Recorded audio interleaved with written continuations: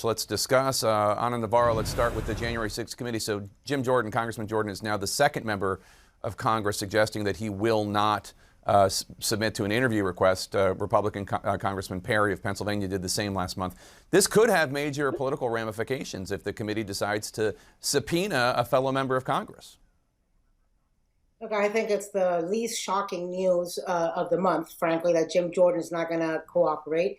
And it goes to the purpose of Republicans wanting to make January 6th out to be just another day and putting a lot of energy into there not being accountability, there not being truth seeking, and there not being credibility to the January 6th committee, despite the fact that Liz Cheney and Adam Kinzinger, two Republicans, are members of that committee.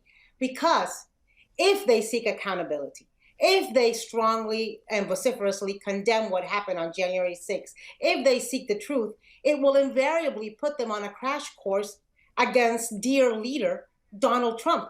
And that's something that they can't figure out how to do. How to mark January 6th, tell the truth, seek accountability, and at the same time not poke the bear and point the blame at the person at the top who was inciting what happened on January 6th. All right, Charles, you're a Republican strategist. What would you advise Jordan and Perry to do? Would you suggest that they proceed as they're doing and risk getting subpoenas? Well, you know, I mean, if you look at the letter that Jim Jordan put out, he lays out the reasons for why he is not going to get himself involved with the committee. I mean, he says it's unbalanced. He says he doesn't believe it's objective, and he lists reasons why. And I think the fact that the committee spokesperson immediately came out and said that the Trump team is what got to Jim Jordan, and that's why he's not going to cooperate with the committee, goes to show that it is unbalanced. And I think, you know, I have to disagree with Anna. I think people want to get to the bottom of this. I believe they want credibility in this investigation, but they don't want to partake in a panel and a commission that they feel is purely partisan, and it's not actually going to try to get to the bottom of what actually happened. In this midterm year, how can you call it purely partisan when you have Liz Cheney, who until a year ago was part of Republican leadership, and who I suspect you would agree has been consistently one of the most conservative Republicans in Congress? Well, what I'll say is that Jim Jordan's name was put forth as a member of the commission, and he was rejected. And so I don't think anyone expected him to cooperate with them after his membership was rejected. Well, his membership was rejected because it was a conflict of interest. His membership was rejected because he was in constant contact with the Trump White House, as we have seen. So it's very difficult for him to be imbalanced, to be unbiased on that committee when he was part of the people that needs to be investigated because he's got material knowledge. I think his membership was rejected because the leadership wanted Republicans who were going to go along with the narrative that they wanted to put forth. I think that's more of the reason of why his membership was rejected in that committee. Let me move into a new topic. In this midterm year, President Biden does seem to be taking on a new, more partisan tone. In two big speeches now, we've heard him specifically go after Republicans. Take a listen. Big lie being told by the former president and many Republicans who fear his wrath is that the insurrection in this country actually took place on Election Day. They want to talk down the recovery because they voted against the legislation that made it happen. They voted against the tax cuts for middle-class families. They voted against the funds we needed to reopen our schools. So, Anna, the unity tone that Biden had during the election, 2020, obviously helped get him elected.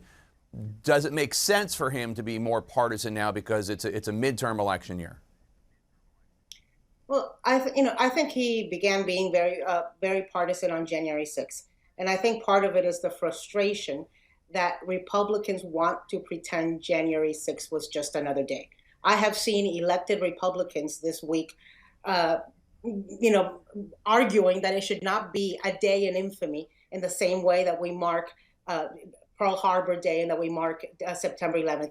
I've seen Ted Cruz bend himself into pretzel shapes and serve as a sweep for and as a broom for Tucker Carlson, trying to apologize for using the word terrorist to describe the terrorists who breached the U.S. Capitol. And so because that's the kind of behavior that Republicans are engaging in, I think Joe Biden, despite his bipartisan nature, it has had to call this out. But I think you're still going to see Joe Biden try to reach out because it's his nature. And you're not going to change the man at this time and at this age.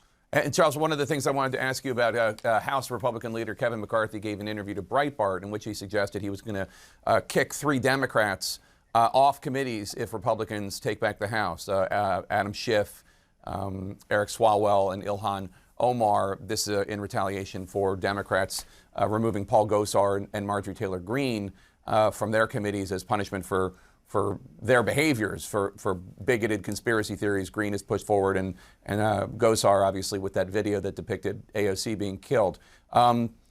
Is that the right move for McCarthy, you think, or would it be better to pull back from where we are right now? Well, I don't think there's really any pulling back. I mean, I think Democrats have shown that they're going to pull out all the stops when they're in power, and I think Republicans are going to do the same. And to the question you answered before, I believe that Joe Biden is looking to attack Republicans heading into this midterm election, because that is really all that unifies the Democratic base, and that's all that they have to put forth. I mean, the pandemic is still ravaging through the country. The economic gains that people have made have been lost through inflation, and Build Back Better turned out to be a flop. And so I think the best thing that he has is to attack Republicans. That's all they have right now. Charles Blaine and Ana Navarro, thanks to both of you. Really appreciate it. Good to see both of you.